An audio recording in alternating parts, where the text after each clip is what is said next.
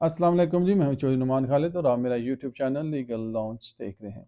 आज की इस वीडियो में मैं आपको बताऊंगा, अगर कोई शख्स अपनी बीवी को बजरिया फ़ोन या बजरिया एसएमएस डिवोर्स भेजता है, आया वो पाकिस्तान से भेजता है या बैरून मुल्क से, तो उसकी कानूनी हैसियत क्या होगी। तो ऐसी सूरत में जब खामन अपनी बीवी को तलाक देता है, तो वो ज़ाहिर बात है तो शरी लिहाज से जो तलाक देने का कोई ख़ास पैटर्न नहीं है कि आपने कोई ख़ास अल्फाज अदा करने हैं, या आप बीवी का आपके सामने मौजूद होना ज़रूरी है, या बमौजूदगी गवाहान उसको आप डिवोर्स दे सकते हैं।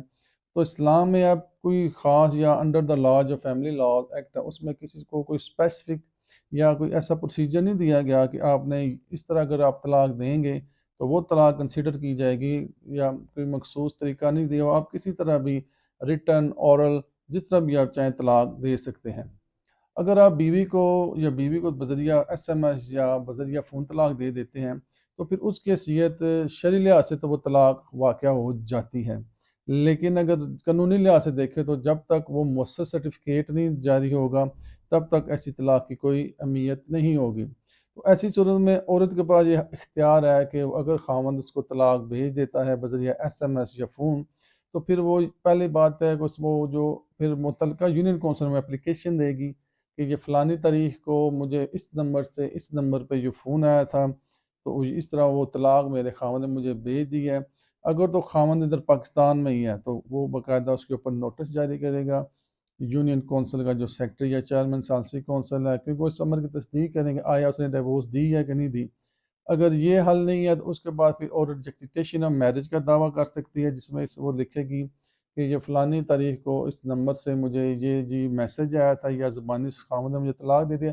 अब वो मैं उसकी बीवी नहीं रही, लिहाजा अगर ये भी नहीं है, तो फिर आप सिंपली खुला का दावा दायर कर सकते हैं बीवी की तरफ से। इसमें सिंपली फिर जो बीवी है वो खुला का दावा दायर करेगी कि मेरे खावंद ने मुझे ज़ुबानी डिवोर्स बजरिया फ़ोन या बजरिया एसएमएस भेज दिया है। अगर वो एसएमएस के ज़रिए थ्रू भेजी है, तो वो फिर आप उसके एविडेंस आ लगाएंगे दावे के, तो फिर इस तरह वो आपकी डिग्री हो जाएगी। इस सूरत में अगर खामन जो है जी, वो अगर उसने प्रूफ करना है कि मैंने बीवी को तलाक दे दी थी, तो फिर उसने अगर बैरून मुल्क है, तो फिर वो बजरिया नोटिस जो मुतलका यूनियन कौंसिल है वहाँ पे वो नोटिस भेजेगा कि मैं बजरिया फ़ोन या बजरिया एसएमएस मैंने अपनी बीवी को तलाक दे दी थी। अब वो नोटिस मुतलका यूनियन कौंसिल में भेजेगा, और उसके साथ एक अथॉरिटी लेटर भेजेगा किसी शख्स के नाम पे, जो उसकी तरफ से यूनियन कौंसिल में पेश होगा। क्योंकि जब तक वो यूनियन कौंसिल में कोई नोटिस वगैरह नहीं भेजेगा, तो कानूनी तौर पर वो तलाक मुअस्सर नहीं होगी। तो वो जब तक तलाक मुअस्सर ना हो, क्योंकि वो दोनों मियाँ बीवी फिर जो यूनियन कौंसिल का रिकॉर्ड होगा मैं, वो उसमें एज ए मियाँ बीवी एग्जिस्ट रहेगा। क्योंकि खामन ज़ुबानी तलाक की बुनियाद पर कार्रवाई करना चाहता है, तो फिर मुतल्लिका यूनियन कौंसिल को वो नोटिस भेजेगा, उसमें बीवी का एड्रेस मेंशन करेगा, जी इस एड्रेस के ऊपर है, तो वो बीवी रहती है, उसको भी वो नोटिस भेजेगा।